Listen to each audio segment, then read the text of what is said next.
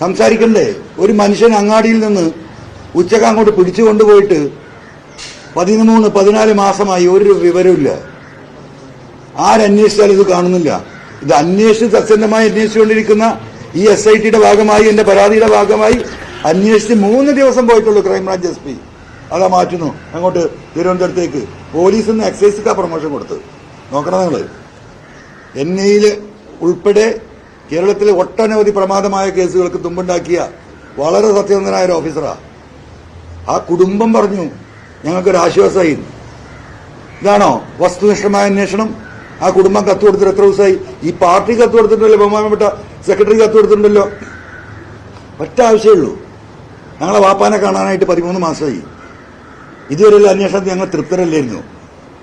ഈ ക്രൈംബ്രാഞ്ച് അന്വേഷണത്തിൽ SP അന്വേഷിച്ചതിൽ സത്യസന്ധമായ ചില കാര്യങ്ങൾ ഞങ്ങളോട് ചോദിക്കുകയും ഞങ്ങൾക്കത് പറയാനും കഴിഞ്ഞു. മുമ്പ് അത് ഞങ്ങൾക്ക് സാധിച്ചിട്ടില്ല. അതുകൊണ്ട് അദ്ദേഹത്തെ തന്നെ അന്വേഷണം തിരിച്ചേൽപ്പിച്ച അഡീഷണൽ ചാർജ് അവിടുന്ന് മാറ്റാനൊന്നും പറഞ്ഞിട്ടില്ല. ഞാനും കത്ത് കൊടുത്തതാ. ഒരു അഡീഷണൽ ചാർജ് ഈ കേസിന്റെ ഇൻവെസ്റ്റിഗേഷൻ ഹെഡായിട്ട് അദ്ദേഹത്തെ വെക്കണം.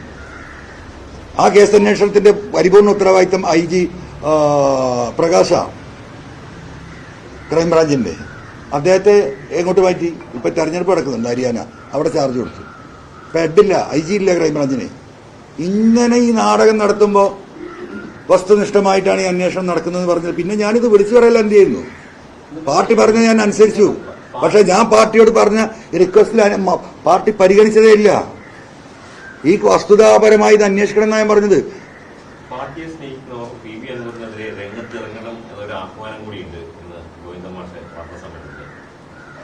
പാർട്ടിയെ സ്നേഹിക്കുന്നത് പാർട്ടിയെ സ്നേഹിക്കണല്ലോ.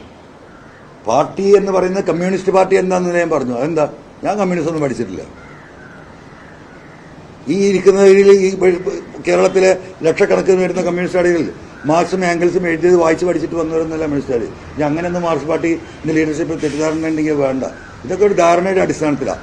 പാവങ്ങൾക്ക് വേണ്ടി, സാധാരണക്കാർക്ക് വേണ്ടി പോരാടുന്ന ഒരു സംഘടന, തൊഴിലാളികൾക്ക് വേണ്ടി സംഘടന, സമൂഹത്തിലെ അധസ്ഥിതരായിട്ട് പോരാടുന്ന ഒരു സംഘടന. പിന്നെ ഏറ്റവും പ്രധാനമായിട്ട് എന്താ? രാജ്യത്തിന്റെ വർഗീയ ഫാസിസ്റ്റ് ശക്തികൾക്കെതിരെ ഒരു വിട്ടുവീഴ്ചയും ചെയ്യാതെ നിലപാടെടുക്കുന്ന പാർട്ടി കമ്മ്യൂണിസ്റ്റ് പാർട്ടി.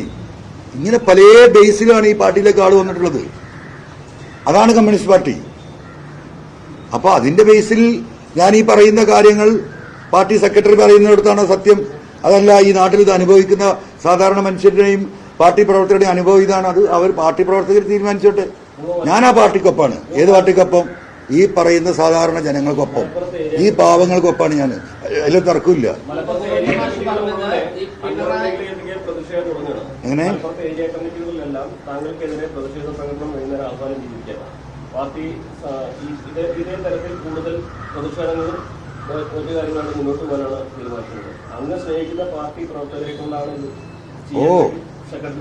അത് കുഴപ്പമില്ലാന്നേ.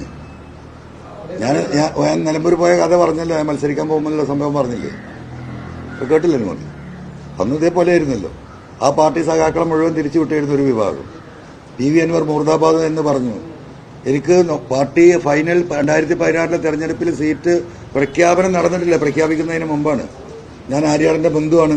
ആര്യാടൻ ശോകത്തിനെ ജയിപ്പിക്കാൻ വേണ്ടിയിട്ട് പാർട്ടിയിലെ ഒരു വിഭാഗം പൈസ കൊടുത്ത് പാർട്ടിയെ സ്വാധീനിച്ച് എന്നെ സ്ഥാനാർത്ഥിയാക്കിയതാണ്. അതുകൊണ്ട് അന്വറിന് നിലമ്പൂരിലേക്ക് പ്രവേശനമില്ല എന്നായിരുന്നു അന്ന്. 25 പാർട്ടി ഓഫീസുകൾ പൂട്ടിയെന്ന്. എടക്കര ഏരിയ കമ്മിറ്റി ഓഫീസ് പൂട്ടി. പലരും സ്ഥാനത്തുനിന്ന് വിട്ടു. ആ അവസ്ഥയിലാണ് ഈ സ്ഥാനാർത്ഥിയായിട്ട് ഞാനവിടെ വരുന്നത്. ഞാൻ ഏറ്റെടുത്തു. ഞാൻ പറഞ്ഞു പാർട്ടിയുടെ ഉത്തരവാദിത്തപ്പെട്ട തെറ്റിദ്ധരിപ്പിക്കപ്പെട്ട സഖാക്കളാണ്, അവർ പാവങ്ങളാണ്. അവരെ ഈ പറഞ്ഞത് ഒറ്റയടിക്ക് അവർക്ക് അതേ മനസ്സിലാവൂ. 42 ദിവസം ഉണ്ടായിരുന്നു അന്ന് ഇലക്ഷന് നോമിനേഷൻ കൊടുത്തിട്ട്. 20 ദിവസം കഴിഞ്ഞപ്പോഴേക്ക് PV അൻവർ മുർദാബാദ് എന്ന് വിളിച്ച ഈ സഖാക്കള് സത്യം മനസ്സിലാക്കി. PV അൻവർ സഖാവെ സിന്ദാബാദ് എന്ന് വിളിച്ചിട്ടുണ്ട് ഈ നിലമ്പൂരിൽ. അപ്പൊ അന്ന് വേറൊരു വിഭാഗം നടത്തിയ പണി ഇന്ന് പാർട്ടി നേതൃത്വത്തിൽ നടത്തുകയാണെങ്കിൽ നടത്തട്ടെന്ന്. അവർക്കത് മനസ്സിലാവുമല്ലോ ജനങ്ങൾക്ക്, പാർട്ടിക്കാർക്ക്. അത്രേ അതിനകത്ത് എനിക്ക് പറയാനുള്ളൂ.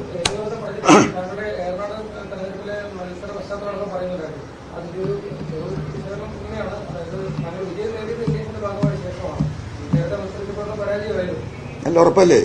കേരളത്തിൽ ഒറ്റയ്ക്ക് മത്സരിച്ചിട്ട് 2011 എറണാട് തെരഞ്ഞെടുപ്പിൽ ഞാൻ ഒറ്റയ്ക്ക് മത്സരിച്ച്.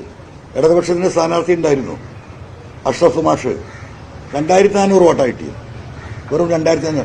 LDFന്റെ രാഷ്ട്രീയ ചരിത്രത്തിൽ കേരളത്തിൽ ആദ്യമായിട്ട് ഒരു നിയമസഭാ തെരഞ്ഞെടുപ്പിൽ സ്വതന്ത്ര സ്ഥാനാർത്ഥിയായ എന്നോട് ഏറ്റുമുട്ടിയിട്ട് കെട്ടിവെച്ച കാശ് ആർക്കുണ്ടായില്ല, LDFന്റെ സ്ഥാനാർത്ഥിക്ക് ഉണ്ടായില്ല. അത് CPM അല്ല, CPM LDFന്റെ ഭാഗമല്ലേ. പിണറായി വന്ന് പ്രസംഗിച്ചില്ലേ, ഈ പറയുന്ന VS വന്ന് പ്രസംഗിച്ചില്ലേ, എല്ലാ LDF നേതാക്കന്മാരും രംഗത്തുണ്ടായിരുന്നില്ലേ. അപ്പോ ഞാൻ രണ്ടാമത് എത്തിയത് PK ബഷീർ 10,000 വോട്ടിനാണ് ജയിക്കുന്നത്. അത് ഒരാളുടെയും പിന്തുണല്ലാതെ ഈ പറയുന്ന സാധാരണ മനുഷ്യരുടെ പിന്തുണ മത്സരിച്ച. അത് കഴിഞ്ഞ് ഞാൻ പാർലമെന്റിൽ മത്സരിച്ചല്ലോ വയനാട്ടിൽ 2014 ആരെങ്കിലും ഉണ്ടായിരുന്നോ? അതൊക്കെ ഇവർക്കെതിരെ ഞാൻ നടത്തിയ എന്റെ പോരാട്ടമാണ്. പിന്നെ 16 ഞാൻ എന്തായാലും നിലമ്പൂരിൽ മത്സരിക്കാൻ പോകുന്നു. പാർട്ടി വന്ന് എന്നോട് ചോദിച്ചത് ഞങ്ങൾ പിന്തുണ എന്നാൽ മത്സരിക്കുമോ? ഞാൻ എന്തായാലും മത്സരിക്കുകയാണ്, പിന്തുണ നിങ്ങൾക്ക് നൽകണമെങ്കിൽ നൽകാന്ന് പറഞ്ഞു. പാർട്ടി പിന്തുണച്ചു, ഞാൻ ജയിച്ചു. ഇത്രയാണ് ഉണ്ടായത്. മുഖ്യമന്ത്രിയുടെ മുഖത്ത് നോക്കി എന്തും പറയാനുള്ള സ്വാതന്ത്ര്യം എല്ലാ പാർട്ടി മെമ്പർമാർക്കും പാർട്ടിയുടെ പ്രവർത്തകർക്കും ഉണ്ട് എന്നുള്ളതാണ്. പക്ഷെ താങ്കൾ ഇന്നലെ പറഞ്ഞു